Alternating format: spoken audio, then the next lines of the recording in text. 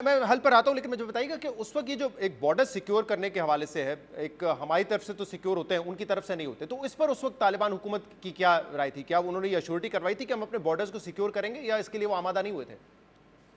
देखें, अफ़गान साइड पे कोई भी हुकूमत हो, अफ़गान तालिबान हो हम्म। या अफ़गानिस्तान की जो दीगर हुकूमतें भी हैं, हम्म। वो बॉर्डर की सिक्योरिटी के मामले में उधर से पाकिस्तान को ताउन उस तरह से इसलिए नहीं मिलता कि उनके ख़्याल में ये बॉर्डर ओपन होना चाहिए, उनके हम्म। ख़्याल में फ्री मूवमेंट होनी चाहिए। हम्म। वो वीज़ा भी बहुत खुल के डिमांड करते हैं और उनका पीपल टू पीपल जो हमारे रिलेशंस हैं, उसकी स्ट्रेंथ भी यही है हम्म। कि दोनों तरफ एक तरह के कबाइल बसते हैं, दोनों तरफ के लोगों का आना-जाना होना चाहिए। हम्म। तो हमें कभी भी हमें ये जो आप जो ड्यूरेंट लाइन या बॉर्डर का जो पे जो पोजीशंस हैं हमारी, क्योंकि जी। दुनिया इसको बॉर्डर मानती है, लेकिन अफगान हुकूमतें हमेशा इसको फ्लेक्सिबल तरीके से डील करने करती हैं और वहाँ पे उस तरह से पाकिस्तान की तरफ से सिक्योरिटी पे फोकस होता है, लेकिन अफगानिस्तान की तरफ से सिक्योरिटी की बजाय उनका पीपल टू पीपल मूवमेंट पे फोकस होता है कि लोगों तो के लिए मतलब आने उस वक्त जाने भी के लिए अफगान तालिबान हुकूमत ने किसी किस्म की अश्योरिटी नहीं करवाई थी कि हम ये कभी भी बॉर्डर्स को अपनी तरफ से सिक्योर करने की कोशिश करेंगे?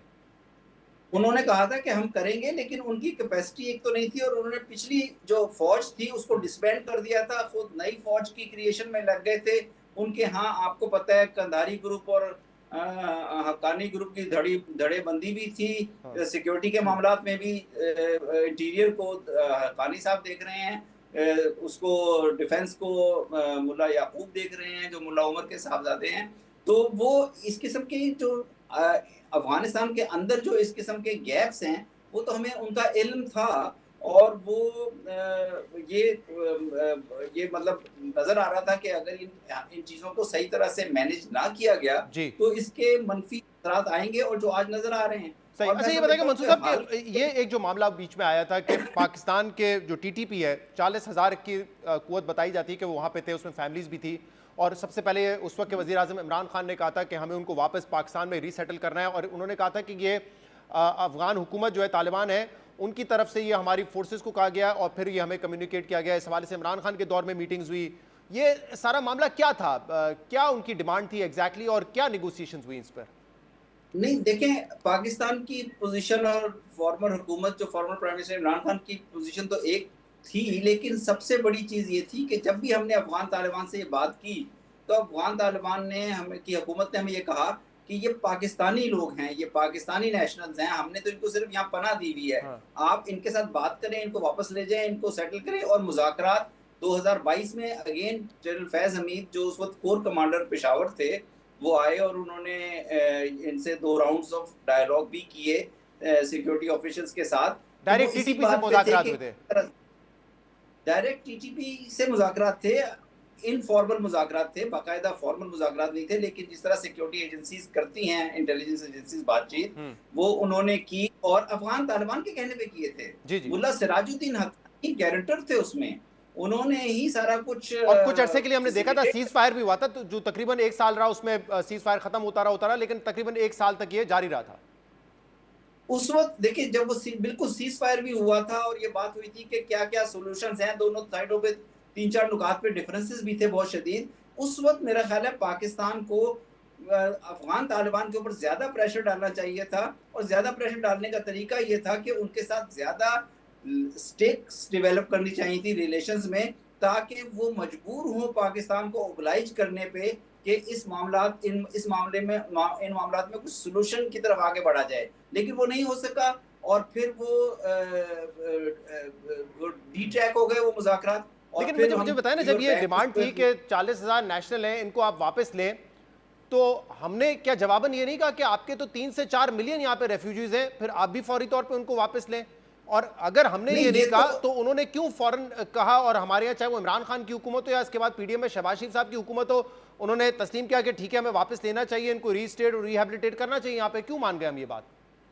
नहीं, 40,000 नेशनल्स वगैरह का नंबर नहीं था, लेकिन ये था कि जो भी वो हैं, वो पाकिस्तानी हैं, आप उनसे बातचीत करें। ये बात नहीं थी कि उनको सिर्फ़ वापस लें और जो बातचीत हुई थी कि पीस की टर्म्स जो बातचीत हो रही थी कि ताकि पाकिस्तान का फ़ोकस इस बात पे था, हमारी सिक्योरिटी अथॉरिटीज़ का, कि किसी तरह पीस लाया जाए। तो पीस कंडीशंस जो डिस्कस हो रही थी, उसमें ये था कि जी अगर जो ये लोग वापस आते हैं और ये किसी वापसी पे एग्रीमेंट नहीं हुआ था। कोई भी किसी ये जो बात होती है कि इतने लोगों को लाकर बसाया गया, मेरा नहीं ख्याल है, मेरे इल्म में नहीं है कि किसी भी नंबर पे एग्रीमेंट हुआ था और उनको लाया गया और बसाया गया।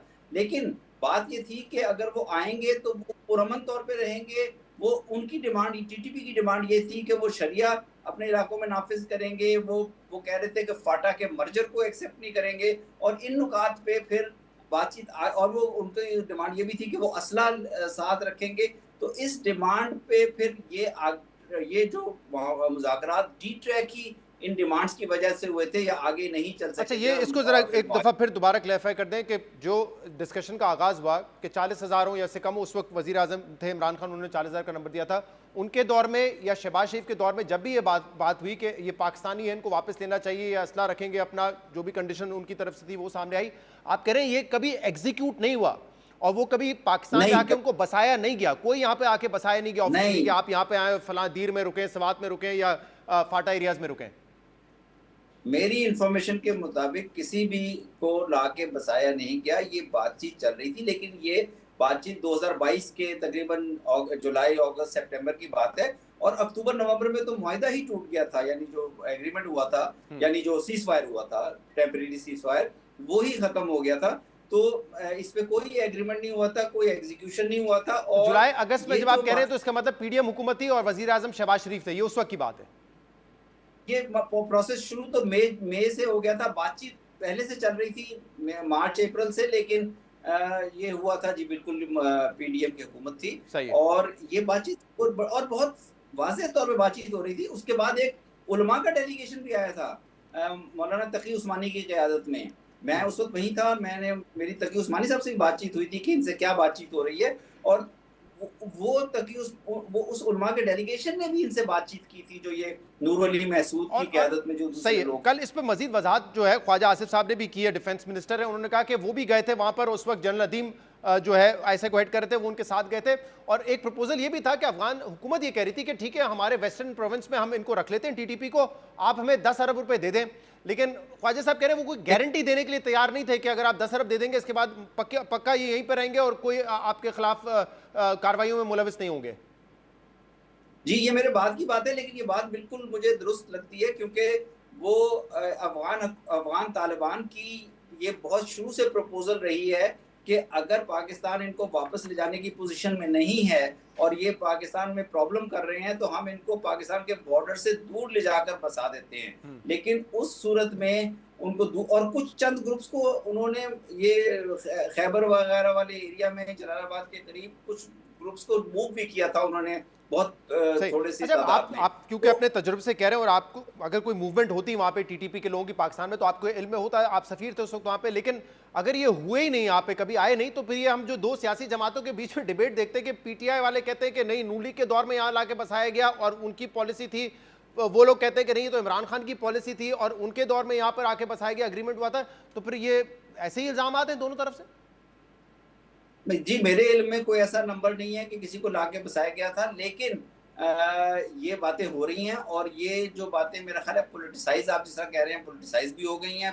आपको पता है पोलराइजेशन का पाकिस्तान में उस वक्त से माहौल चल रहा है, और इस वक्त भी मुझे एक बड़ी प्रॉब्लम ये नज़र आ रही है कि एक तो पाकिस्तान और अफगानिस्तान के ताल्लुकात में रखना नज़र आ रहा है, जो कि बहुत ज़रूरी है जिसको दूर करना, लेकिन साथ ही पाकिस्तान के जो फेडरल गवर्नमेंट और इंस्टीट्यूशंस और प्रोविंशियल गवर्नमेंट खैबर पख्तूनख्वा में जो है, जिसका कुलीदी किरदार है टीटीपी को डील करने में या टीटीपी के खिलाफ एक्शन लेने में, उनमें भी मुझे इस तरह के डिफरेंसेस नजर आ रहे हैं कि भी वो एक दूसरे के ऊपर एक दूसरे के उनकी पोजीशन में गैप्स हैं, और वो गैप्स वाज़ेह इस बात की पॉलिटिकल पोलराइजेशन की निशानदेही कर रहे हैं, और उसका नुकसान जो है वो पाकिस्तान की स्टेट को कंटिन्यूड या इंक्रीजिंग टीटीपी एक्टिविटी की सूरत में। सही, तो अब हल आपको क्या नजर आ रहा है? क्योंकि देखें हमने कहा कि हम मुज़ाकरात करते हैं, वहां से कोई अंडरराइट तो करे, कोई गारंटी तो दे कि यहाँ नहीं होंगे।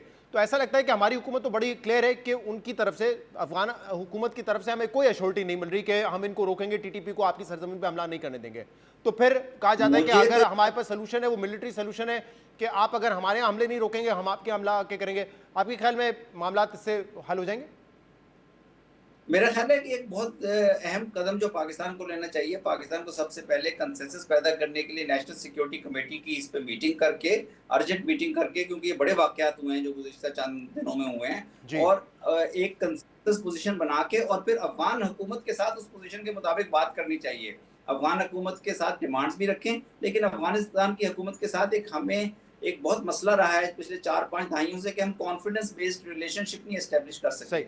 वो समझते हैं आप, एक जो डिप्लोमेटिक फेलियर ज्यादा वाज़ेह होता है जब हम ये देखते हैं कि यार 2021 में जो इंडिया की हुकूमत थी या इंडिया बतौर स्टेट वो बड़ा घबराया हुआ था, उन्होंने सारे अपने सिफारत खाने बंद कर दिए, उनके तो सर में दर्द हो गया कि इतनी इन्वेस्टमेंट हमने की है, चाहे वो कारजाई की हुकूमत हो, अशरफ गनी की हुकूमत हो, वो सब डस्टबिन में चली गई है।